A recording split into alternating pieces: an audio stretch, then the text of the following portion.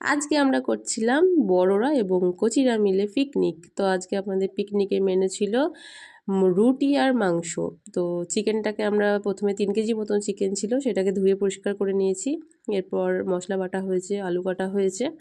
তো চিকেনটা এক জায়গায় মানে গ্যাসে হচ্ছিল না, তার জন্য আমরা দুভাগে ভাগ করে কিছুটা উনানে আর কিছুটা আমি গ্যাসে রান্না করছিলাম।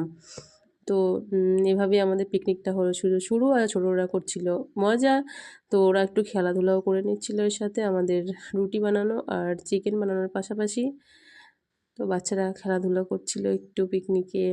এরপর সবাই মিলে খেলাধুলা শেষ হয়ে গেলে আমরা বসেছিলাম খেতে। তো খাওয়াতে ছিল আমরা রুটি আর চিকেন। তো প্রথমে টেস্ট করে নিচ্ছিলাম যে কষা চিকেনটা। না, মাংস খাচ্ছিলাম। হ্যাঁ, তো আমরা খাচ্ছিলাম মাংস। আর তো কষা কষা চিকেনের সাথে রুটিটা খুব সুন্দর জমেছিল।